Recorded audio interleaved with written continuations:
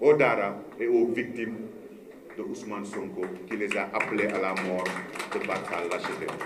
Mais je pense que on peut traiter votre parti parce que mais après mën nañ ñëw ci wolof ñun olof yi après ñu ñëw mais ñu jàppale moom dafa war a jël avion dafa war a dem moo tax mais on vous donne la parole et après nous on retourne à notre langue nationale qu'on aime bien.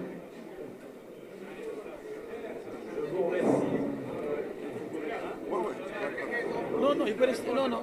Hein? Comme il a le micro baladeur là, il a le micro baladeur. Je vous remercie et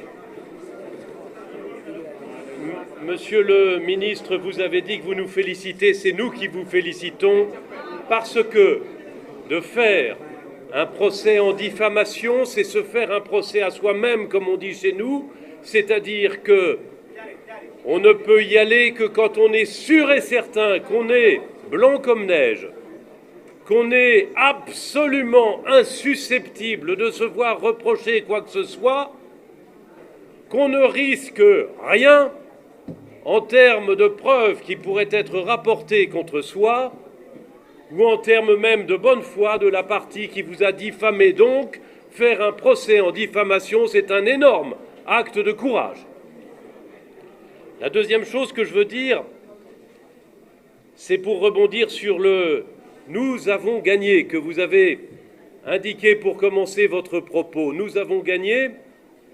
Il est reconnu comme menteur et ce mensonge est reconnu comme ayant fracturé votre honneur au point que seule une peine, avec le mot prison, même s'il est prononcé avec sursis, est à même de réparer cet honneur bafoué.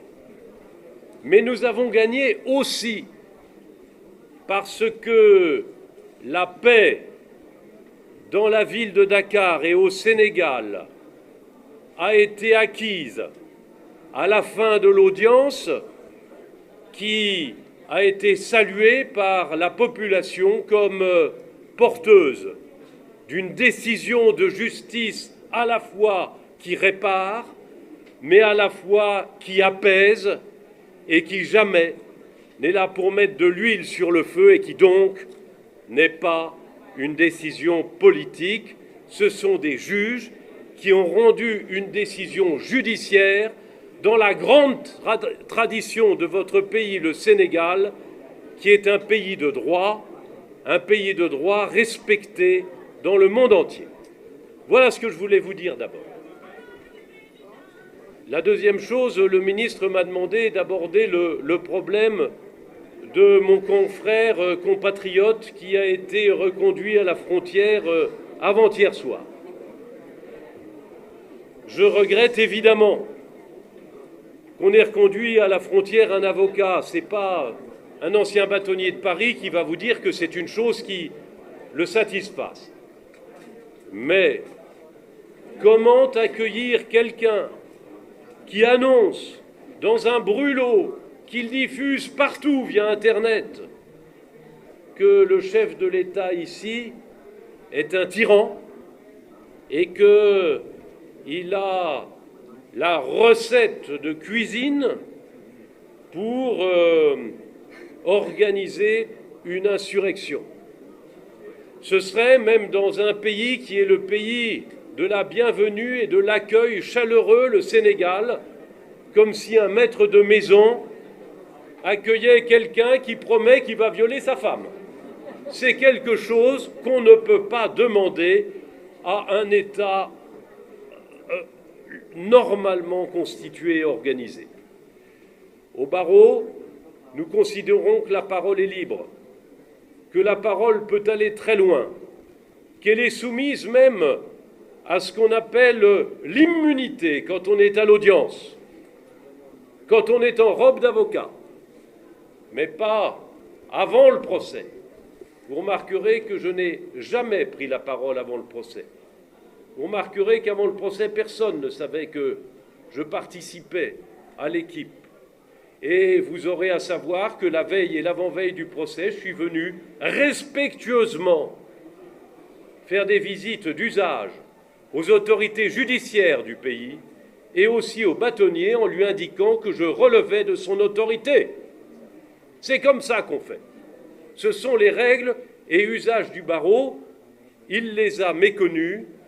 Il a beau me traiter de sorcier blanc, je lui renvoie dans la figure ce compliment en me posant juste la question, et mes confrères me défendront, est-ce que c'est de l'injure ou de la diffamation, j'en sais rien. Mieux vaut en rire et dire de ce jeune avocat qu'il confond vitesse et précipitation et qu'il aurait mieux fait d'attendre le tribunal pour nous honorer de ses plaidoiries, même si ce sont des brûlots. Voilà ce que je voulais dire. Donc bien sûr, je regrette qu'il n'ait pas pu venir, mais je dénonce son manque de respect des usages et de l'honneur professionnel qui appartient à tout avocat et qui participe à son serment. Le serment des avocats est le même au Sénégal qu'en France.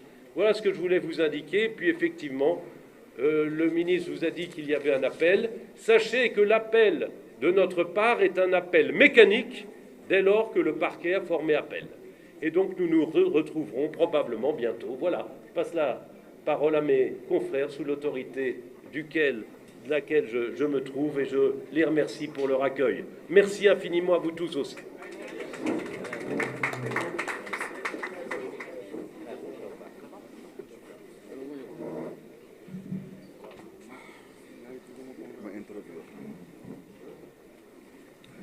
Merci beaucoup, Maître Olivier Sur.